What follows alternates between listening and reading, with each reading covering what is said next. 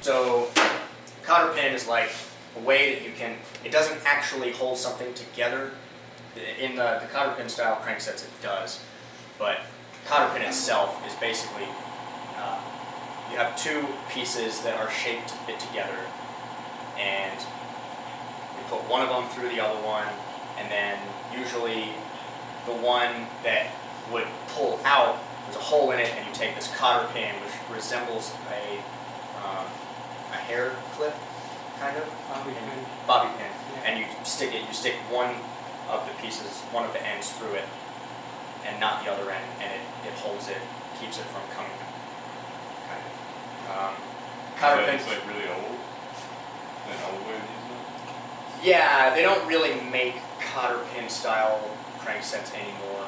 I think they stopped. They might. Some companies might still make them, but I have not seen a new bike with one. It's like mid 80s, early 90s bikes were like the last ones I've seen with original equipment that have them. Not to say they don't still make them, but I don't know why they would. They're kind of strange, and this works way better and it's a lot easier. The cotter pin style cranksets, the way those work is you have the axle, and you would have the axle would extend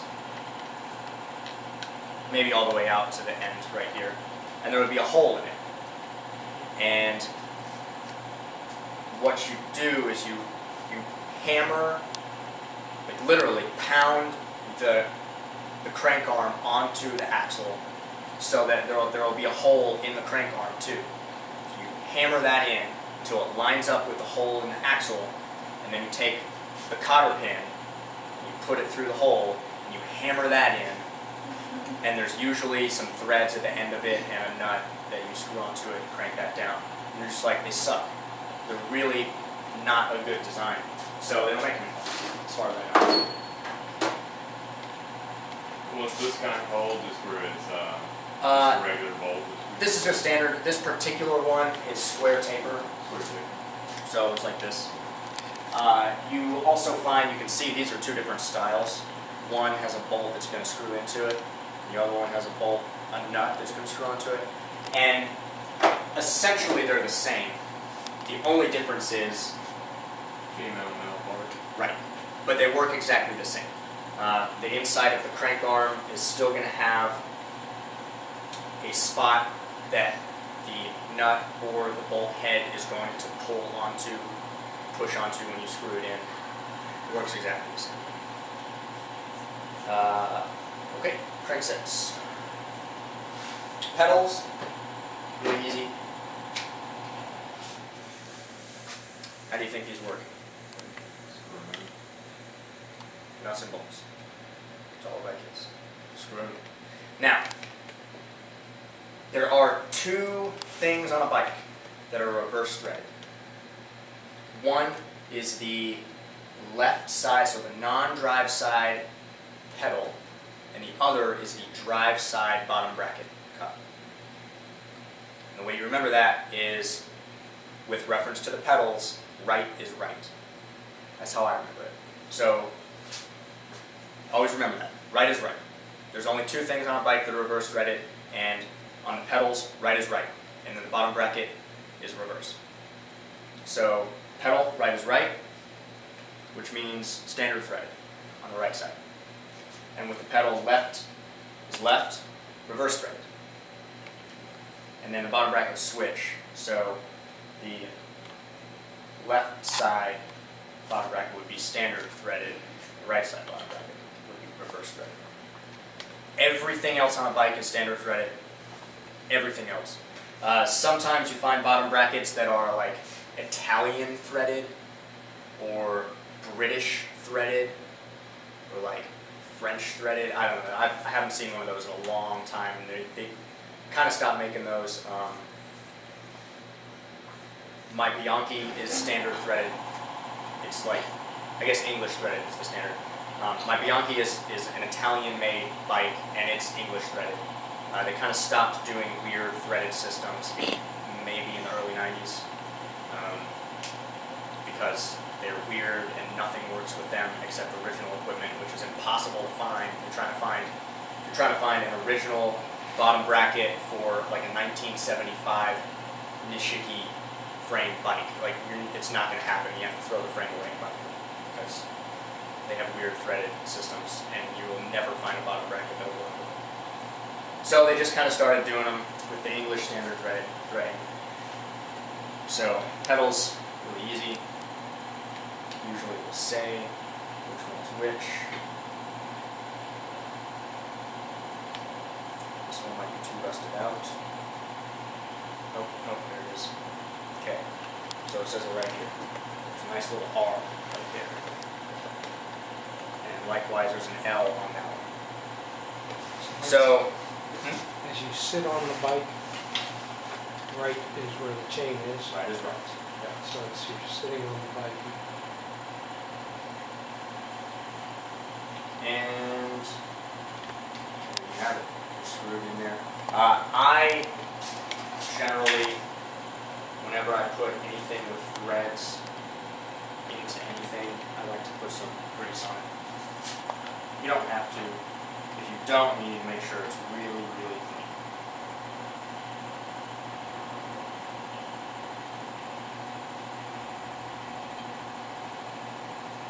So that is. There's pedals. We have these special pedal wrenches that look kind of hardcore. But what's special about them is that the gauge of the wrench itself is a little narrower. And that's so that, I think a regular wrench actually would work on these pedals, but usually you find pedals that have really narrow,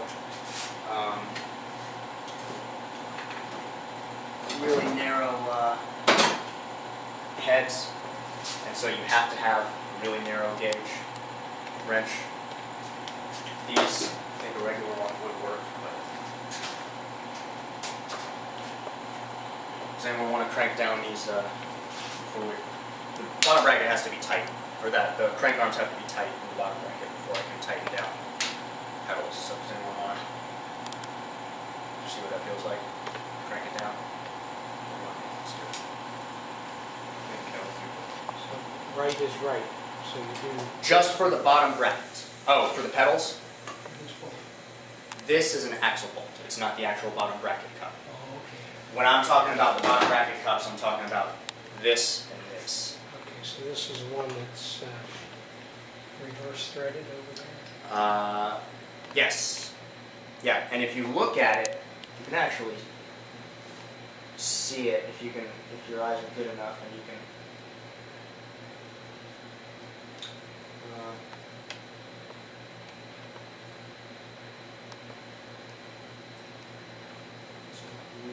If your eyes are good enough, you should be able to see it. It looks like that is.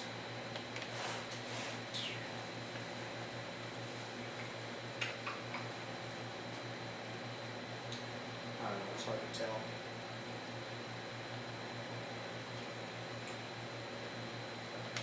Yeah, left is standard and right is reverse. Yeah, so this one's standard. Screw it that way to tighten it down. Didn't you say that right is right? For the pedals. Attaching the pedals to the crank arm? Correct. Right is right for the pedals, and left is left for the pedals, and then right is left For that. for the bottom bracket. So this is the right side And it goes left. to tighten it down. Okay. Yeah. It's reverse. So that would tighten. And if you look, yeah, it's weird. It's just something you need to get used to and have to experience. The first time you experience it, it's like really weird. Screwing something in, you know, your whole life you're like righty-tighty, lefty-loosey. And then you're like, why isn't this working? Oh my gosh. And then you go the other way and it works, and it's really a weird sensation. It's like everyone crosses their arms one way. Like everyone always crosses their arms the same way when you do it. And if you do it like the other way, I have to think about it to do it. If you do it the other way, how does it go? Like that? It's like, it's real, I can't even do it. It's really weird. Yeah, it's kind of like that. It's really strange. Alright, so I'll just crank this guy down.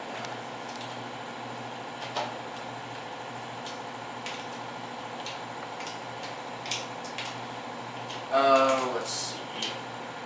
kinds of pedals. There's lots and lots and lots of different kinds of pedals. There's different diameters or gauges of the bolt.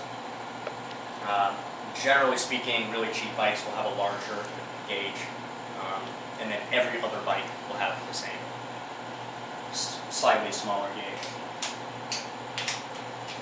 Then there's what's called clipless pedals, which are the pedals that you clip your shoes into, which seems like it doesn't make any sense to call them clipless pedals, but it actually does if you know where it came from. So, way back in the day, and they still make them, they're called toe clips. For pedals that are not clipless, you just wear regular shoes, and the toe clips themselves, what do we have laying around? Yeah, here's a toe clip. This is a toe clip, and it would attach like that, and there's usually some webbing that goes around. And what that allows you to do is to get power through the full rotation. So you're pushing down with your right foot, and you're pulling up with your left foot. So you get twice as much power out of it because you're able to pull up as well. So those are called toe clips. And then one day somebody was like, why don't we put cleats on the bottom of shoes and put little clip-in things to accommodate those cleats on the pedals, and hey, now they're clipless. But you're still getting power through the full rotation.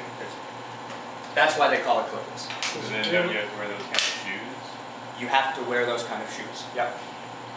Now, is it real easy to detach your foot from those? Because it always struck me that I'd probably get it stuck in there and yeah, keel yeah. over. No, it's definitely, yeah, if you're ever riding with somebody and they just got clipless pedals and it's the first time they've ever ridden in them, keep your camera on you. I can think of probably 6 or 7 times when I've been riding with my clipless pedals and I get to a stoplight. It's not a problem to get one out. It's really easy, you just twist it. But if you're riding really aggressively, you might have them cranked down really hard, so it's harder to get out of them for whatever reason. And you come up to a stoplight and you've got your left one out and you're like all set to go down on your left foot, and then a big gust of wind comes and it blows you over your center of balance on the right side, and you're like, ah, and you can't get out, and you just fall over. You just fall over, and it's really funny. Every time, it's hilarious. And of course, everyone in their cars are like, what is this guy doing? And to top it off, seems like it wouldn't be too difficult to do, but I have never successfully unclipped my shoe from a pedal while down and my foot still in the shoe. So, does that make sense? So like if you go down and your foot's still clipped in, and your foot's in the shoe, and your shoe's still clipped into the pedal, it's like impossible to get it unclipped when you're lying down on the ground with the bike on top of you and your foot's still in the shoe. So you have to take your foot out of the shoe, and then walk over the curb, and then twist the shoe out of the pedal, and push the shoe back on, and then go back. I think I'm going to avoid that kind of break. But it's a lot of fun, and it's really funny when it happens. Is it easier to get your foot out of like clip?